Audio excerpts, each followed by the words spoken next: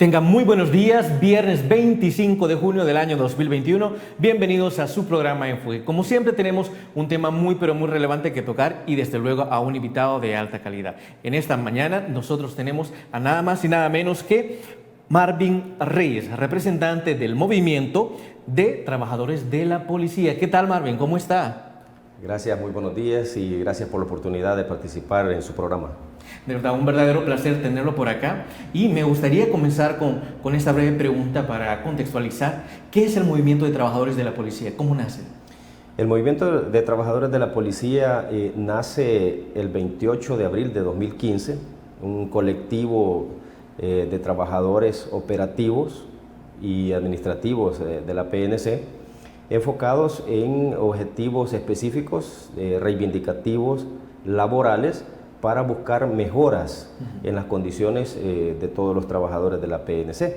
Esto nos ha llevado a muchos escenarios donde hemos participado en diferentes espacios de opinión, hemos generado también conferencias de prensa exponiendo aquellos aspectos que están desmejorando la calidad de vida de los policías. Hemos propiciado también marchas multitudinarias que han logrado efectos positivos para conseguir algunas mejoras dentro de la corporación policial, como por ejemplo los bonos trimestrales que reciben los policías han sido a raíz de esa presión que nosotros ejercimos, lo mismo los $200 que se reciben en forma de bono mensual en este gobierno, en este periodo del presidente Bukele, es a raíz de una petición que se hizo al actual presidente cuando él era candidato a la primera magistratura del país, y todos estos aspectos se han ido trabajando. Lógicamente, cuando nosotros surgimos en ese momento, 2015, fuimos objeto también de persecución y de represión, ¿verdad? Recordemos que un movimiento policial, ¿verdad?, es similar a un sindicato, similar a una organización de este tipo, y por ende las autoridades lo ven de forma negativa, porque consideran que estos colectivos de trabajadores le generan una situación antagonista, ¿verdad?, lo cual nosotros consideramos que es un error. Los sindicatos y organizaciones buscan defender sus intereses para lograr beneficios para la colectividad. Las jefaturas, por ende, lo miran como un error, ¿verdad?, como algo que no debe darse. Pero en este caso nosotros nos hemos mantenido durante 6 años en esta lucha y continuamos, ¿verdad?, exponiendo diferentes aspectos que se tienen que mejorar en la policía y que por ahora todavía hace falta que se aborden. Interesante conocer todos los movimientos y todos los éxitos que ha tenido este movimiento. Ahora, Marvin, ustedes que están muchísimo más de cerca, me encantaría saber qué es como tal el Plan Control Territorial. Muy bien, este Plan Control Territorial que fue concebido en el gobierno del presidente Bukele contempla varios aspectos de intervención de algunos territorios, ¿verdad?, que fueron priorizados en su primera etapa, donde se estaban generando mayor incidencia delincuencial. Hablamos de homicidios, desplazamientos forzosos, extorsión y otros delitos, ¿verdad?, producidos por los miembros de las pandillas o las estructuras criminales de este tipo. El concepto es una fuerza combinada de policías y soldados interviniendo un área para controlarla, para estabilizarla y generar un ambiente de seguridad para la población. Ahora, este plan, dentro de los primeros 6 meses, podríamos decirlo así, funcionó de manera efectiva. Luego de ese tiempo vino en disminución por diversos factores. En primer lugar, la policía más bien los jefes policiales fueron utilizando la gente asignada al Plan Control Territorial para otras funciones que no tenían nada que ver con el plan, ¿verdad?, como por ejemplo custodias de reos que se llevan a los tribunales, custodia de personas también que tienen problemas con la ley y están siendo atendidos en los hospitales. Sacaban gente del Plan Control Territorial para ir a custodiar a los hospitales para ir a cuidar fiestas patronales y otros tipos de seguridad que no tenían nada que ver con el plan. Claro. Ahora, esto fue debilitándolo. Esto lo fue debilitando. También mandan el personal a realizar controles vehiculares poco efectivos, a veces de 8, de 10 o de 12 horas. Está el personal en estos controles o retenes, como la gente le conoce, ¿verdad? Más coloquialmente. Ahora, todo esto ha venido a disminuir la efectividad del plan. ¿Qué es lo que ha pasado también con la delincuencia? Porque hay que ver la contraparte. Los criminales, ellos están siempre analizando los planes gubernamentales y los planes operativos de la policía.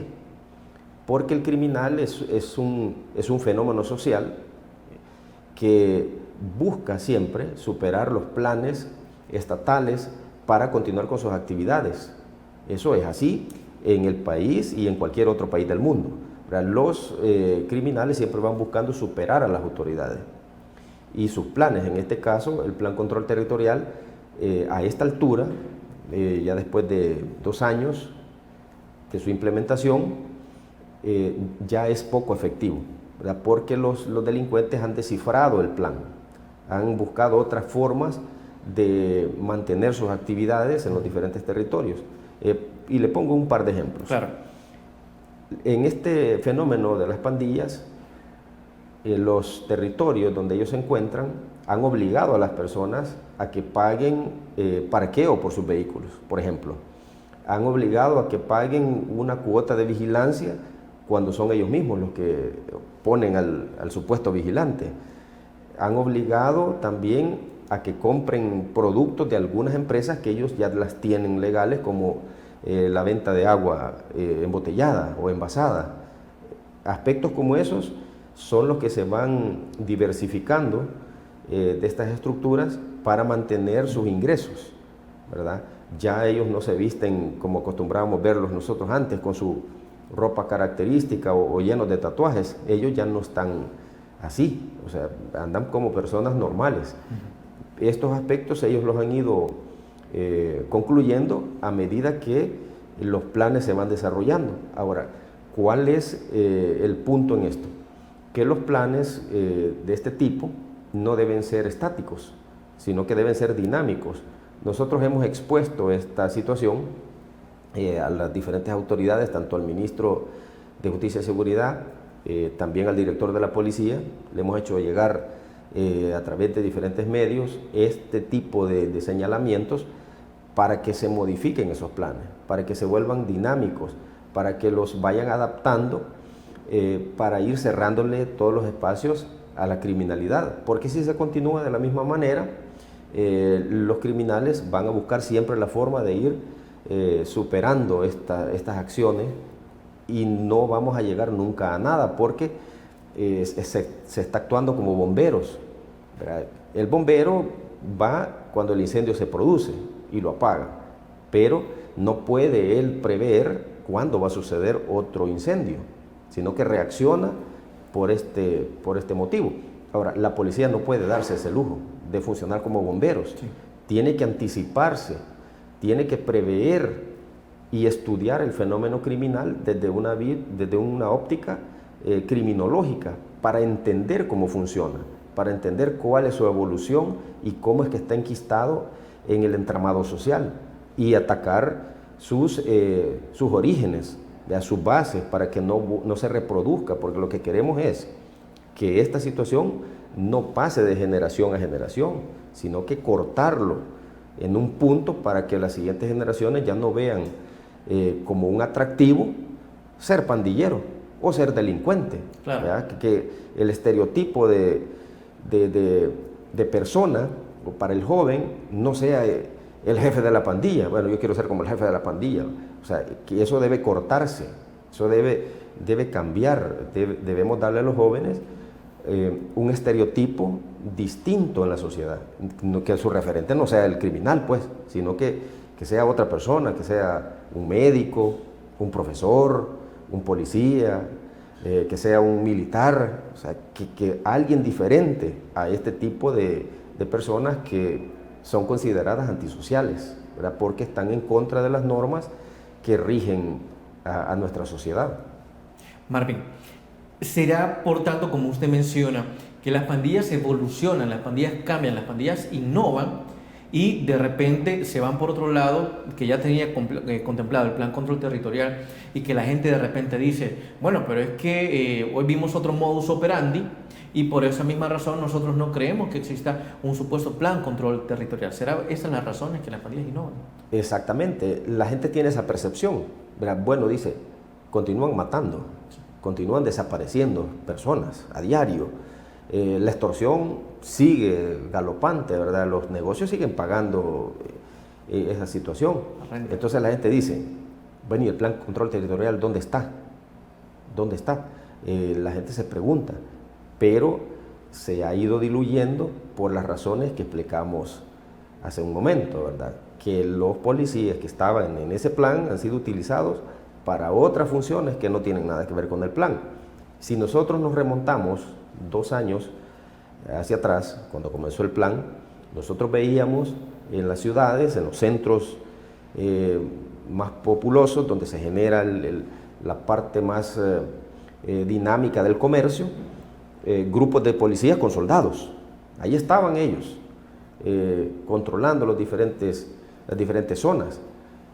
Se veía la presencia policial.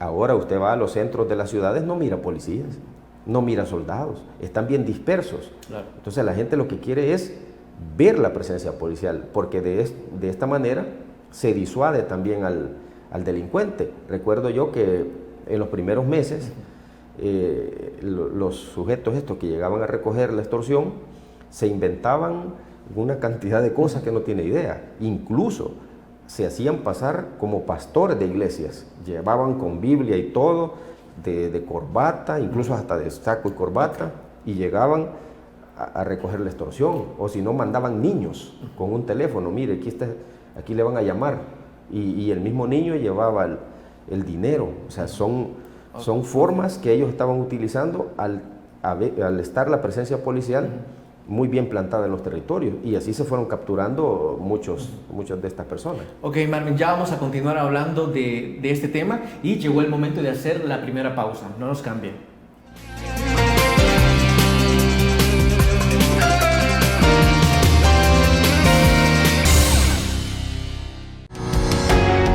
Samvar, una empresa que cree en la sostenibilidad ecológica y en la cultura de productos biodegradables en El Salvador, decididos a proveer las mejores soluciones en limpieza, porque cuidar el medio ambiente es tarea de todos.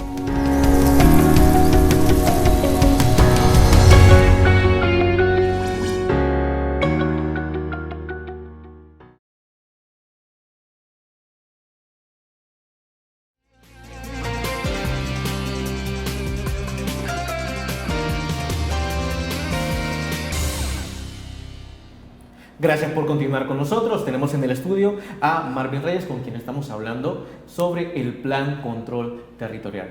Marvin, antes de la pausa estábamos hablando sobre estas nuevas estrategias y mencionaba que precisamente algunos grupos delictivos se habían convertido hasta en iglesias, y alguno que otro se hacía pasar por pastores y utilizaban niños.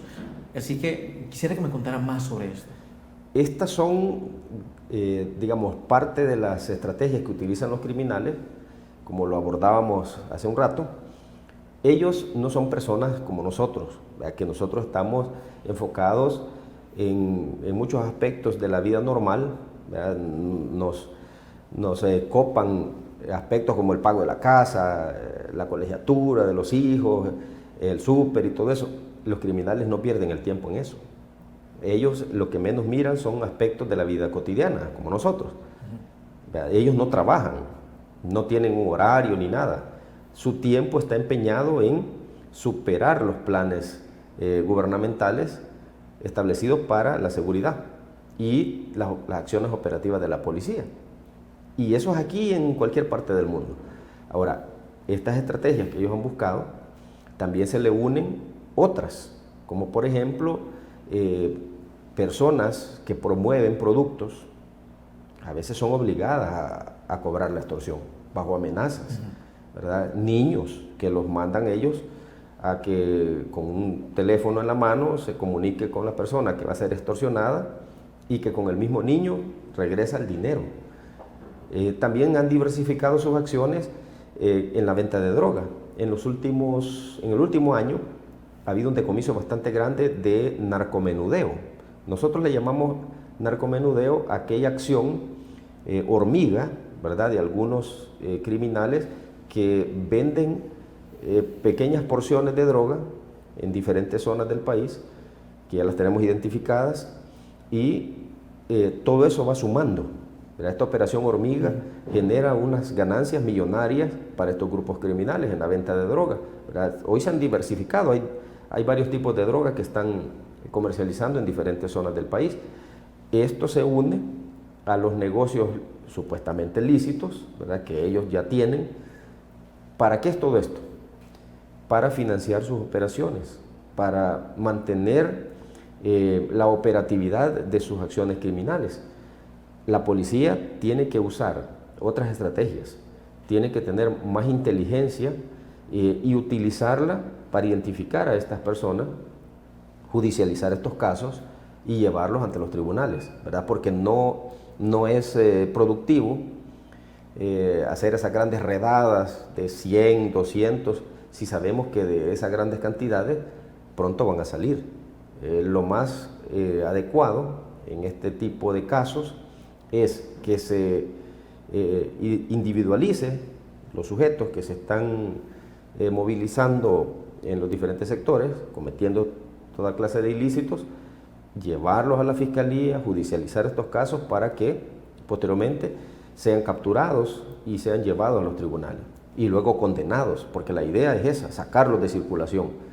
Esa es una parte, y la otra es la presencia en los territorios, que es la que hablamos, que casi no se ve en estos últimos, digamos, 6-7 meses, que es donde más se ha visto diluido el plan control territorial. Algo que mencionaba es sobre las estrategias que tienen estas personas para comercializar la droga. Entonces, ahora, mi pregunta es, ¿cuál estrategia están utilizando ustedes para el decomiso de la droga? Y específicamente hay gente que también está hablando sobre, miren, ¿por qué últimamente están apareciendo tantas narcolanchas? ¿Será que antes no había y ahora ha aumentado eso? ¿Cuál es la estrategia? Hay varios aspectos en este sentido del combate a la narcoactividad. Lo que nosotros estamos viendo y estamos registrando es un flujo mucho mayor de droga del sur hacia los países del norte. En ese trayecto hay una serie de monitoreos, tanto satelitales, ¿verdad?, como locales, ¿verdad?, por parte de organizaciones internacionales como la DEA, que trabaja en conjunto con la Policía Nacional Civil a través de la División Antinarcóticos, así como también el Ejército. Tienen naves en el mar, ¿verdad?, de buen calado, que están monitoreando las costas constantemente. Y en este sentido, los narcotraficantes que mueven estas cantidades de droga bastante importantes están cayendo en ese cerco, ¿verdad?, en ese cerco de monitoreo que se está o se mantiene permanente a través de la costa salvadoreña.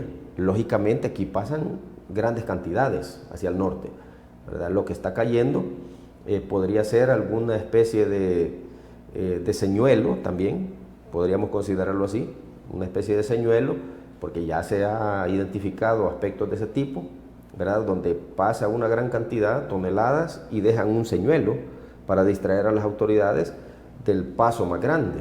Podríamos estar ante un escenario como ese, pero están dejando cantidades importantes de droga a raíz de este constante monitoreo y esta red de vigilancia que existe en las costas salvadoreñas, y no solo en las costas, sino que también hay una red, ¿verdad?, de informantes que tiene la División Antinarcóticos, que están colaborando mucho para identificar a aquellos que están moviendo droga de forma terrestre, ¿verdad?, a través de fronteras, a través de las diferentes carreteras del país, o guardándola ocultándola en algunos lugares, ¿verdad? Este monitoreo es constante. Puede llamar la atención, ¿verdad? Como usted lo menciona, que anteriormente no había mucho decomiso de droga. Probablemente el flujo de droga no era con la énfasis que se está generando en este momento, ¿verdad? Porque sí hay según informaciones, hay un flujo mayor en este momento del sur hacia los países del norte, ¿verdad? Como que hay quizás una producción mayor en el sur y están moviendo esas cantidades de droga para ser distribuida principalmente en Estados Unidos. Vale, en cuanto a estas estrategias, ¿cuál es el tipo de droga que más se decomisa? El tipo de droga que más se decomisa es la cocaína, ¿verdad? Aunque han habido algunos decomisos de droga sintética. Se desmanteló un laboratorio de metanfetaminas en la zona de Lourdes, ¿verdad? Esta es una situación que preocupa porque en los últimos meses, quizás en los últimos 6 meses, se ha visto la circulación mucho con más énfasis de una droga conocida como ice o cristal. Es una droga sintética eufórica, ¿verdad? Que tiene forma como de hielo, ¿verdad? Esta la pueden consumir como la cocaína, ¿verdad? Se puede hacer polvo, se puede fumar en pipa, hay unas pipas especiales que venden para eso, ¿verdad? Los traficantes pormenorizados venden esas cosas para que la fumen o incluso se la pueden inyectar. El problema es que esta droga, este ice, es sumamente adictiva y degenera rápidamente el cuerpo, ¿verdad? La gente se pierde mucho en esa droga y se está viendo últimamente que circula en algunas zonas, sobre todo de discotecas y bares, ¿verdad? En esas zonas está circulando bastante este tipo de droga que se está haciendo bastante popular, ¿verdad? Es peligrosa, es altamente peligrosa porque el daño que le hace al sistema nervioso es mucho más grande que cualquier otro tipo de droga. Es decir, estamos hablando que es peor que la cocaína. Es peor que la cocaína, sí, porque son drogas que generan una euforia mucho mayor que la cocaína o cualquier otra droga sintética que se pueda estar consumiendo, ¿verdad? Como el éxtasis u otras, o el crack, ¿verdad? Entonces, este tipo de droga se está viendo su circulación y mayor comercialización en los últimos 6 meses, podríamos decirlo. ¿Cuál es el mes en que más se ha decomisado droga? Es diverso, ¿verdad? Es diverso porque como esta situación depende de la intervención que se haga, ¿verdad? No ha habido como un parámetro de en qué mes se decomisa más droga, ¿verdad? Porque es diverso. Lo que sí se han decomisado varias toneladas importantes, ¿verdad? Y esto manda un buen mensaje también a nivel internacional, ¿verdad? Que el país está combatiendo el flagelo de la droga, pero también se tiene que fomentar aquellos aspectos de prevención para los jóvenes, ¿verdad? Porque hay programas para la prevención de drogas que por el momento están pausados y eso debe continuar, eso no debe pausarse porque en las escuelas, aunque no es tan normal, ¿verdad? Hoy con las clases, pero siempre es importante que estas charlas preventivas antidrogas, ¿verdad? Para que la gente no caiga en el consumo de esta sustancia, se continúe. O sea, tiene que haber los dos aspectos, claro, ¿verdad? El combate a la narcoactividad como tal y la prevención a los jóvenes, ¿verdad? Porque son el mercado que los delincuentes de este tipo utilizan para su distribución. Okay.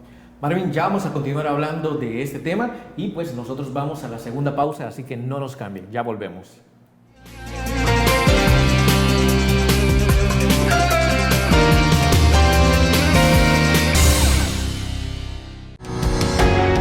Samvar, una empresa que cree en la sostenibilidad ecológica y en la cultura de productos biodegradables en El Salvador, decididos a proveer las mejores soluciones en limpieza, porque cuidar el medio ambiente es tarea de todos.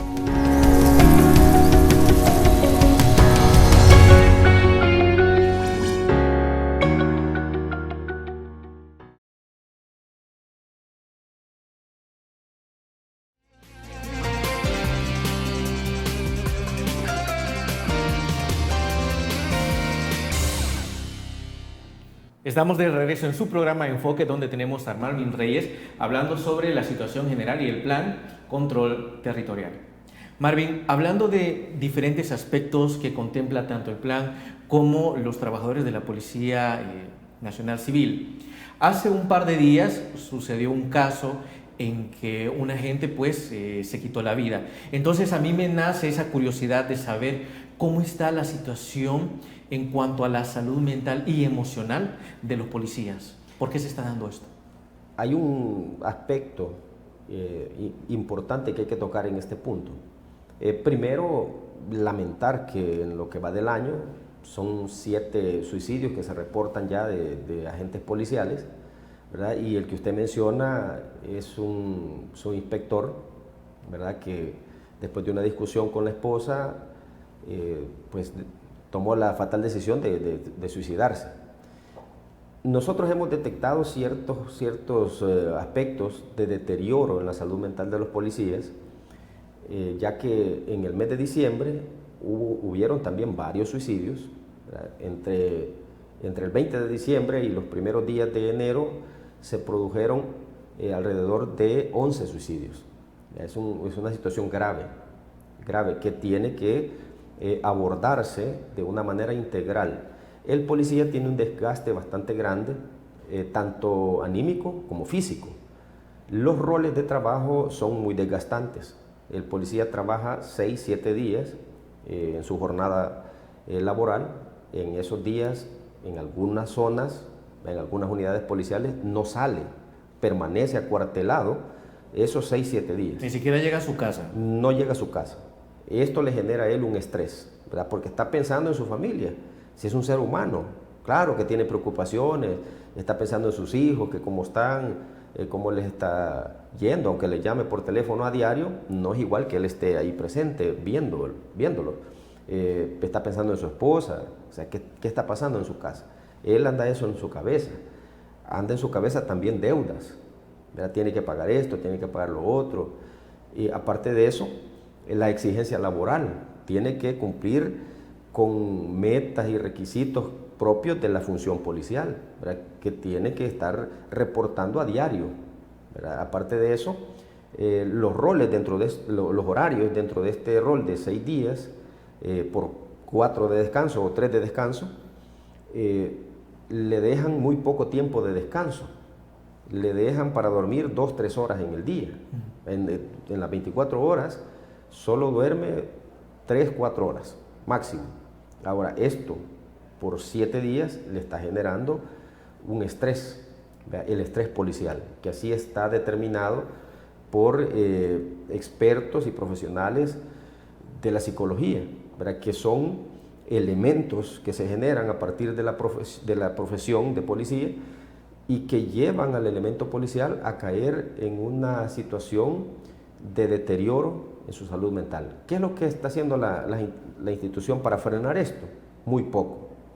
Nosotros hemos visto memorándum a través del director de la policía que ha ordenado que se generen espacios de deporte para los policías, que hagan ejercicio, que se les dé jornadas de salud mental por parte de los psicólogos, que por cierto solo son 35 para 23,000 policías. O sea, es muy poco, o sea, no se puede cubrir esa cantidad de trabajadores con tan pocos profesionales de la psicología. Entonces, hay un déficit muy grande en eso.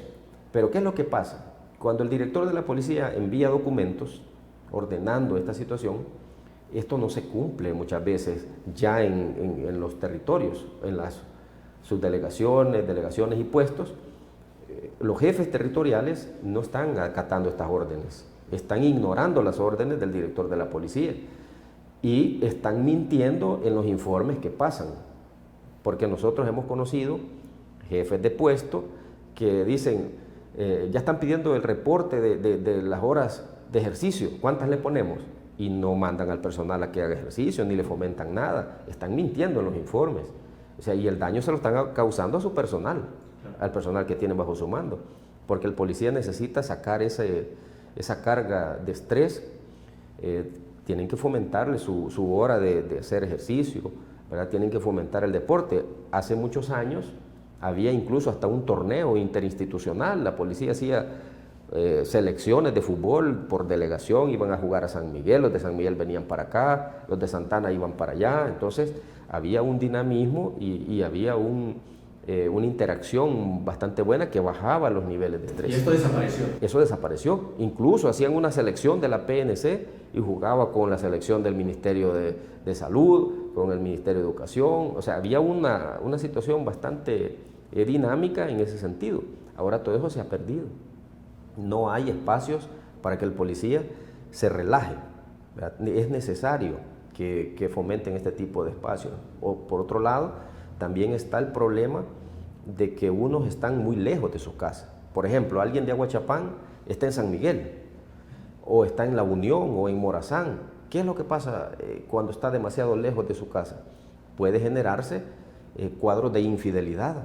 Él pasa 7 días metido por allá, ¿verdad? Lógicamente puede generarse algún tipo de interacción con alguien extramarital, sea hombre o sea mujer, ¿verdad? Esto acarrea problemas porque después hay violencia intrafamiliar, hay desintegración familiar y se genera otro problema.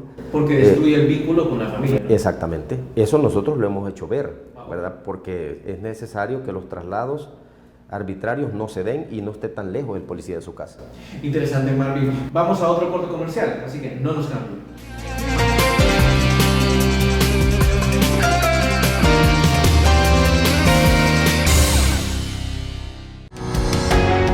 Samvar, una empresa que cree en la sostenibilidad ecológica y en la cultura de productos biodegradables en El Salvador, decididos a proveer las mejores soluciones en limpieza, porque cuidar el medio ambiente es tarea de todos.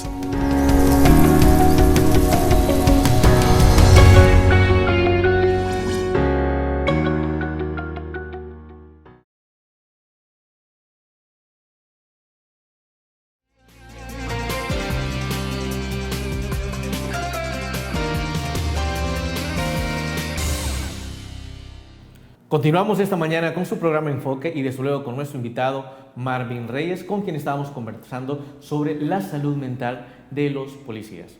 Marvin, antes de la pausa estábamos comentando sobre este rompimiento de vínculos cuando un policía de repente está en Aguachapán, o sea, su familia la tiene en Aguachapán y tiene que ir de repente hasta departamentos como La Unión a ejercer sus labores. ¿Cómo sucede este rompimiento de vínculos?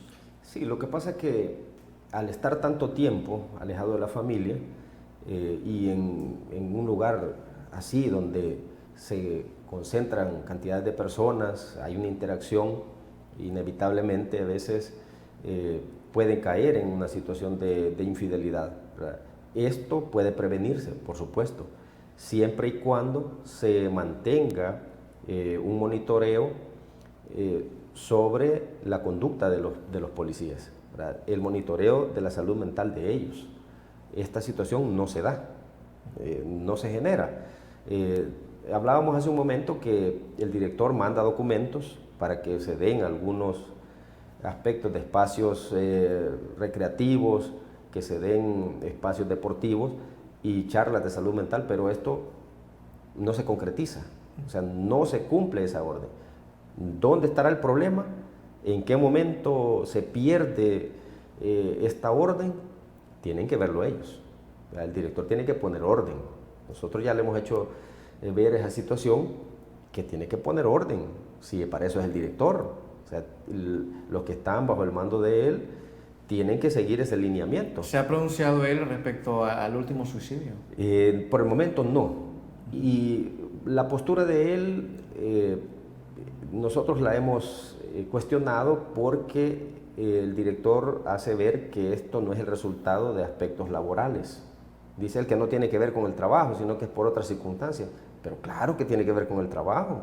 Si es parte del estrés policial, claro que sí. Si el policía no estuviera en esos roles tan desgastantes, si el policía no estuviera tan lejos de su casa, a lo mejor este tipo de situaciones no se generaran, ¿verdad? ¿Qué tal si el policía que vive en Aguachapán lo mandan a Santa Ana, más cerca de su casa, o a La Libertad?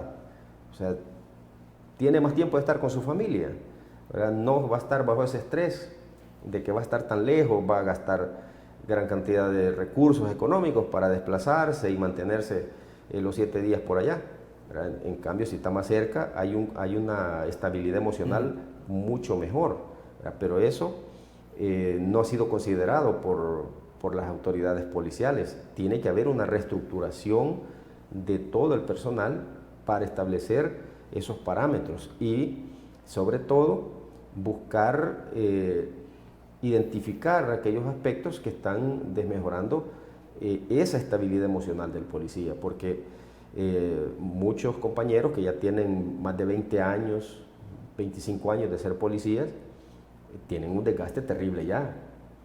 Es una vida desgastante la vida de policía, ¿verdad? No es fácil, claro. Es un sacrificio bastante grande y que, bueno, los que ya tienen 20, 25 años de servicio, es hasta justo que les vayan buscando una zona donde puedan estar más cerca de sus casas, pues, ¿verdad?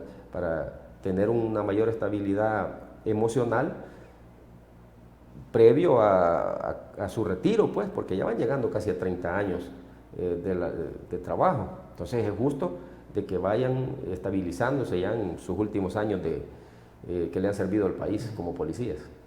Marvin, quisiera tocar este último tema, porque a la población también dice, bueno, ¿será que nosotros con el actual gobierno estamos como que más seguros que con gobiernos anteriores? ¿Cómo está la situación actual de seguridad en el país? Lo que se ha generado es una percepción. Percepción. Es una percepción, exactamente. La percepción es diferente a la realidad. La realidad es que la seguridad en el país, en términos generales, se mantiene casi igual. Casi igual. Nosotros no podemos ir a una zona, por decir yo, vamos a las Margaritas. Usted y yo vámonos a las Margaritas en este momento. Creo que no han pasado ni 15 minutos cuando ya nos ha llegado un grupo a preguntarnos qué andamos haciendo ahí. Y no va a ser precisamente un grupo de policías. Nos podemos ir a las cimas de San Bartolo, cualquiera de sus etapas, nos vamos usted y yo, así como andamos vestidos, 10, 15 minutos y tenemos un grupo preguntándonos qué estamos haciendo ahí, quiénes somos. Y no van a ser policías.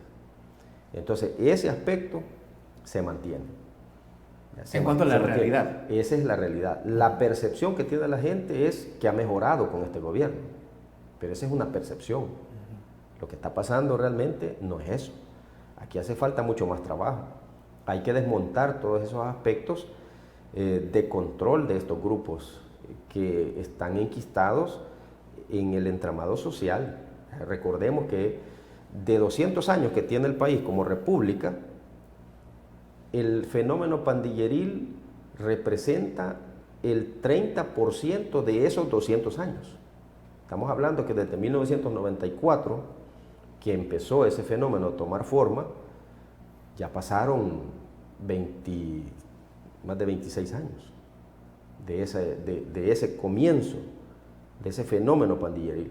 Hablamos de un 30% de la historia de nuestro país que esos grupos han impuesto ciertos parámetros sociales donde ellos están, como una especie de gobierno paralelo, porque hay zonas donde no van a la policía a decirle que ponga orden, no van a la policía a decirle de que ponga controles en las colonias, sino que van donde el delincuente que vive ahí.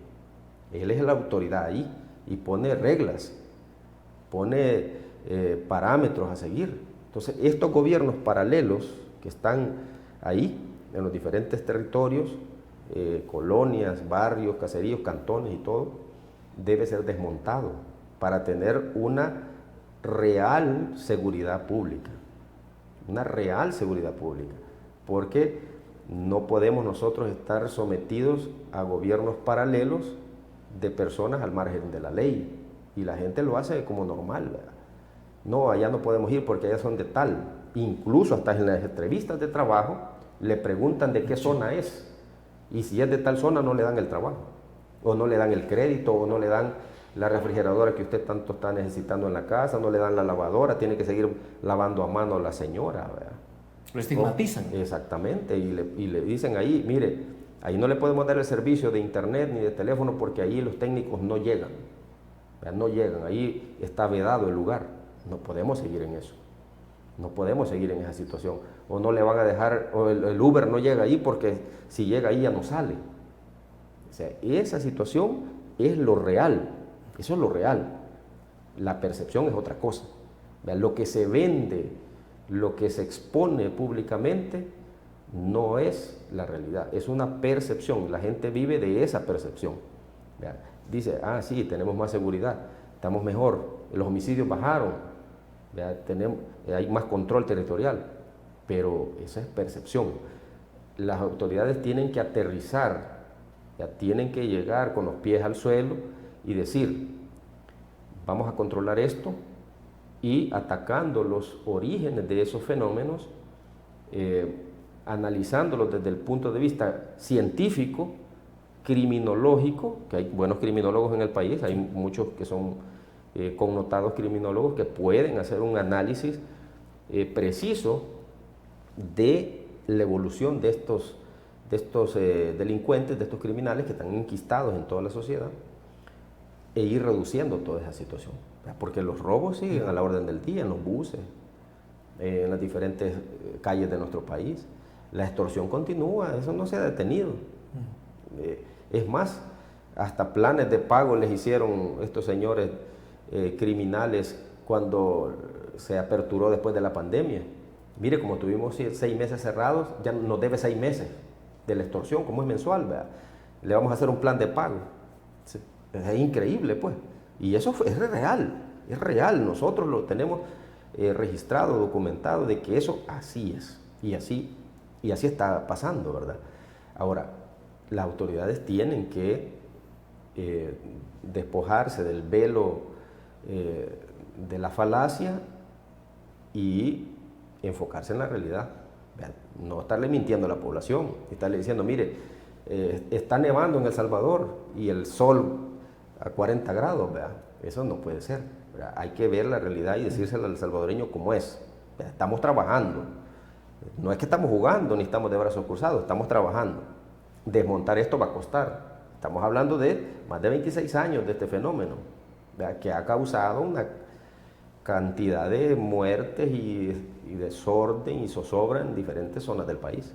Desmontar eso no es fácil, pero tampoco hay que decir lo logramos ya, porque sería muy atrevido asegurarlo.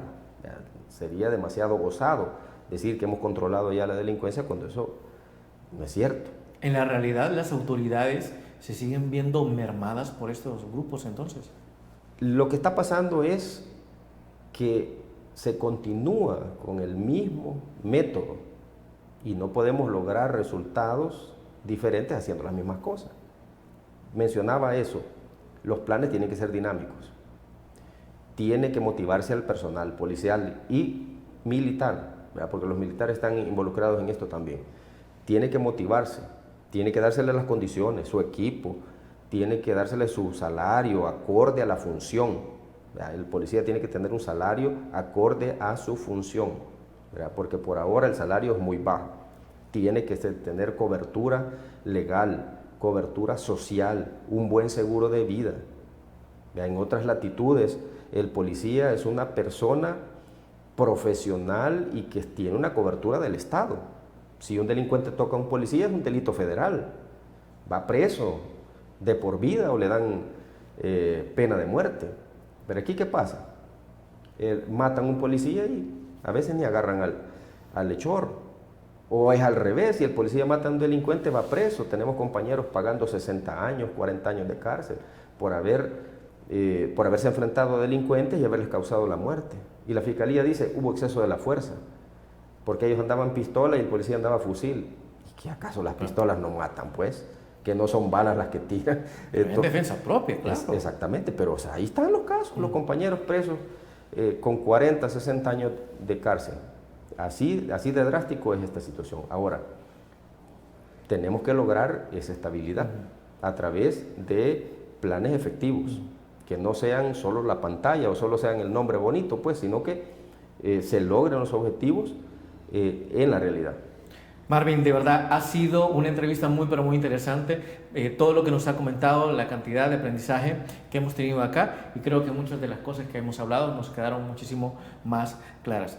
Bueno, amigos televidentes, hemos llegado al final de su programa Enfoque y no nos queda más que desearle que usted pueda pasar un feliz fin de semana. Hasta luego.